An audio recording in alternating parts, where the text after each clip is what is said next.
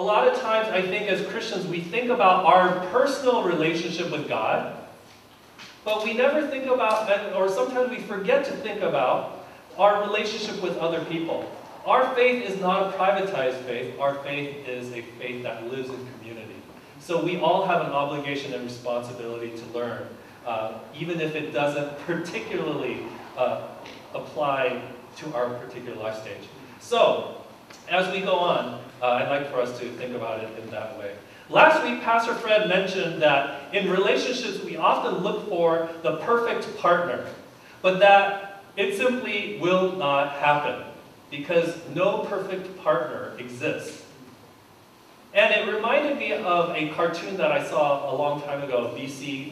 Do you guys know the BC comic strip? It reminded me of this comic that we're going to show you from a long time ago. I don't know if you can read it. Yeah. So it's, BC, it takes place ancient, times, and there's these hunters.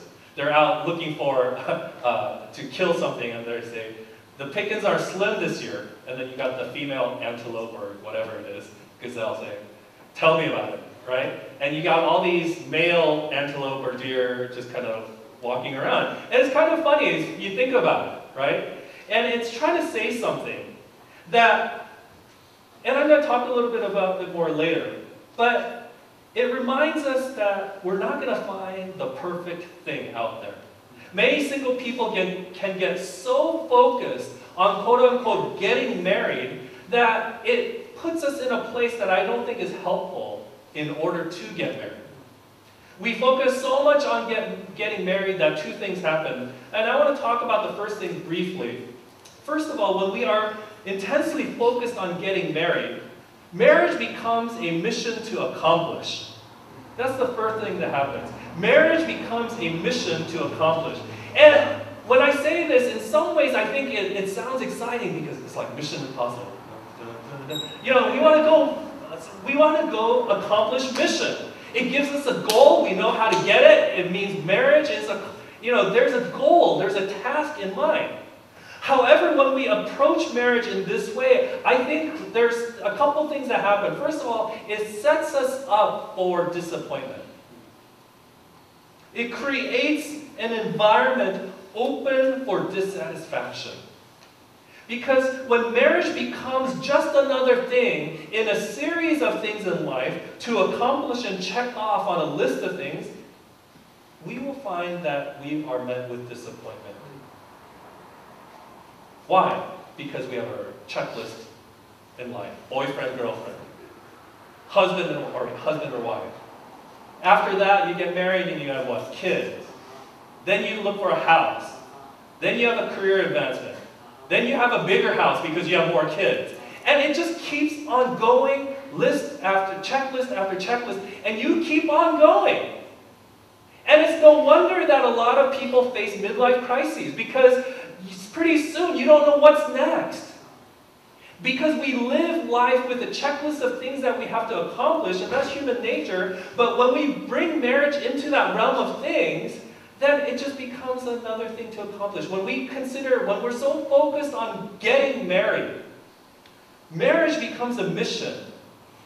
And that sets us up for disappointment. Once you check it off, what are you going to do next? Right? Once you check off kids after marriage, what are you going to do next? House? All the things I just talked about. Career advancement? Bigger house? Then what? When will we get satisfied with marriage? When will we get fulfilled in life? We can't have marriage as a mission to accomplish. The second thing it does when we do marriage as a thing to accomplish is it denies the importance of community. Many folks who are on a mission to marry often step away from community to quote-unquote focus on their relationship. I hate that.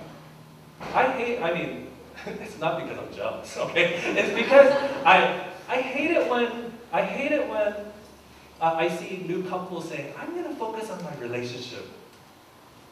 Because what it does is it privatizes that relationship and it denies the importance of community to the health of that relationship. Why? Because who's going to tell you that you're being dumb? New couples and newlyweds. Oh, he can do no wrong. Oh no, she can do no wrong. They're not gonna tell each other that they're being dumb. You need to be in the context of community in order to understand the health of your own relationship. Why? Because there are people who are far ahead of you in relationship than marriage. And so when we create marriage as a mission to accomplish, it denies the importance of community because we're so focused on that one-way transactional relationship that we don't realize that there's a whole community that can speak wisdom into the relationship. Right? So we need to remember that. Okay, so we're gonna end that with that, and we're gonna talk about the second thing. When we get so focused on getting married, the second thing happens. Life becomes a mission to find a good partner, rather than a commitment to grow and become a good partner. And I want to focus a little bit more time on this today. Okay? Life becomes a mission to find a good partner, rather than a commitment to grow and become a good partner. This is a lot like the cartoon strip I just showed you a few minutes ago. That it's about the other person. Look at that comic strip again. And I don't know if you had an opportunity to analyze that a little bit, but what I see in that cartoon strip is a lot of what I hear from other people. I don't like that person because that person's crazy. See that crazy deer? Or that girl is a little healthy. I hear these things. You laugh, and I think, I hear that guy's ugly. I've literally heard someone say, that guy's ugly. Or, he's suspicious. Creeper, right? Then you get those people who are like, weird happy. They're happy, but it's kind of weird happy, right? And then you get the distant ones, way in the distance. We look at these types of people and we focus our attention on finding a good partner. We are on a mission to find that perfect person.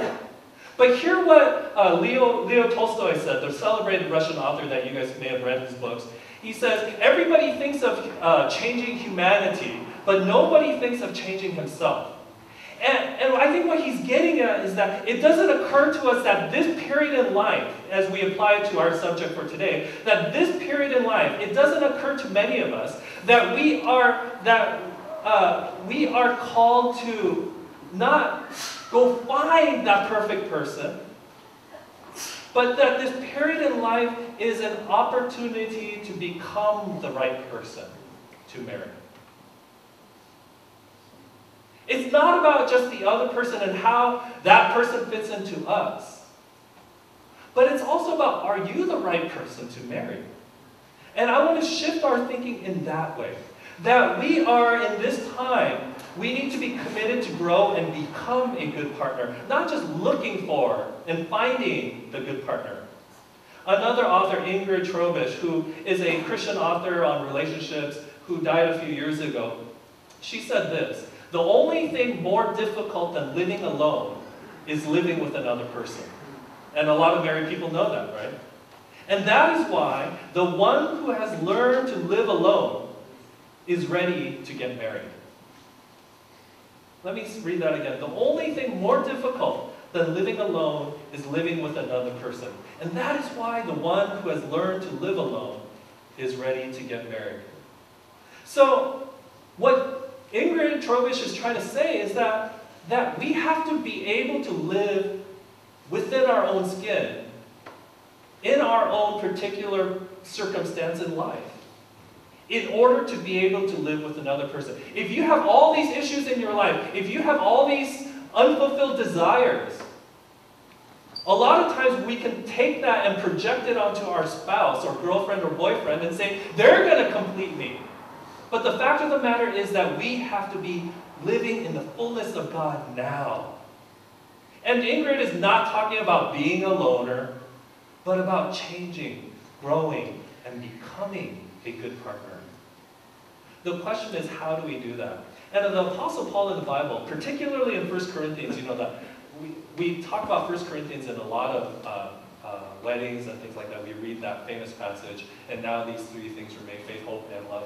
And the greatest of these is love. And we go, oh, that's nice. But Paul talks a lot about marriage relationships and relationships in general. He even goes as far as to say this, that if you don't have to get married, if you don't want to get married, don't. Because I think the implication